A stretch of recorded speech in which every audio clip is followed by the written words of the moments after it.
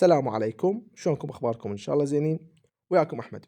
بهذا الفيديو اريد احكي وياكم كاخ وكصديق. هواي من عندكم بالتعليقات دا اشوفهم يقولون ما عندنا واهس، مجين 5 مجين 4 مجين 3 وما عندنا واهس نقرا والى اخره.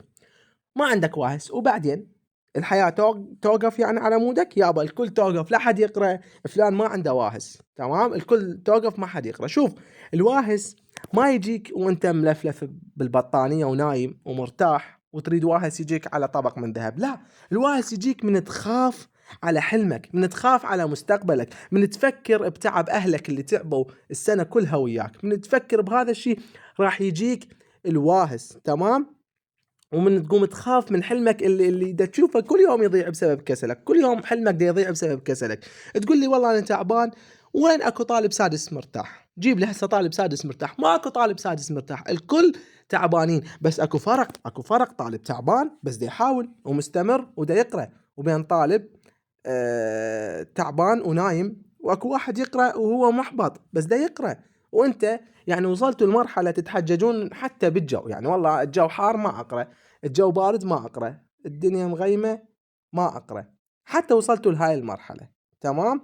فشوف، الضعيف هو اللي يدور سبب يبرر بيه فشله، اما القوي الطالب اللي يريد ينجح يدور فرصة، يدور على الفرصة بروح، الدقيقة ياكلها أكل، يستثمرها استثمار، يتحدى نفسه، يكسر كسل عقله ويكمل حتى لو وحده. يعني هواي طلاب دا يتعرضون التنمر، يتعرضون المضايقات، ويعني البعض أصدقائي يستهزئون به، حتى وصلت مرحلة أهله يستهزئون به، بس مكمل ما وقف، تمام؟ وانت اليوم ممكن تكون صفر معلومة، من الصفر تبلش، بس إذا بلشت بصدق واشتغلت راح توصل لمرحلة حتى اللي كانوا يضحكون عليك راح يتمنون يصيرون مثلك. الحياة ما تنطي مجال للكسلان ولا المتردد ولا المدلل اللي ينتظر الواهس يجي. الحياة تحترم اللي يقاتل، حتى لو يوقع يرجع يوقف ويكمل، لأنه يريد يوصل.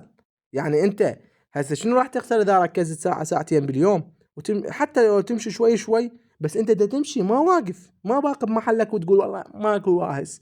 والله يعني اكو ناس تتمنى تقرا، يعني والله اكو ناس تتمنى هسه بس فرصة تقرا، يعني اكو طلاب تعوف اللي اصلا ما دخلوا دخول شامل وغيرهم، والله يتمنون انه بس يقرون، يتمنون بس لو داخلين وزاري، وانت عندك الوقت وعندك المادة وعندك الهدف، بس ما عندك قرار.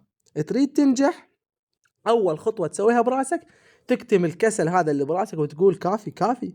مو كل شيء بالراحه، مو كل شيء لازم يصير مثل ما تريده. اكو ايام راح تكره بيها الدراسه، واكو ليالي تبكي بيها، بس هو هذا الطريق الصحيح، الطريق الحقيقي اللي راح يوصلك ان شاء الله للنجاح، تمام؟ اما اذا انت تريده والله طريق مفروش ومرتاح وطريق بورد، يلا تفضل ما تقرا شيء راح تنجح، روح احلم بس لا تحكي عن النجاح، لان هسه هو بعيد عنك اذا انت تفكر هيك. فقوم بدون ما تفكر والزم كتابك، وحتى لو تقرا صفحة واحدة، حتى لو تقرا سطر واحد، لان اول خطوة صغيرة ممكن تغير مستقبلك كله. وبعدك تقول ما عندنا واهس، وبعدكم يعني تقول ما عندنا واهس.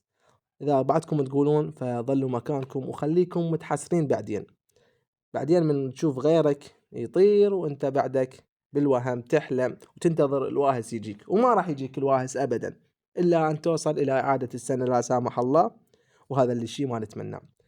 فشدوا حيلكم، الفرصة بعدها بيدكم وانتو قدها. اتمنى لكم كل التوفيق ويا رب النجاح والمعدل العالي اللي تتمنوه.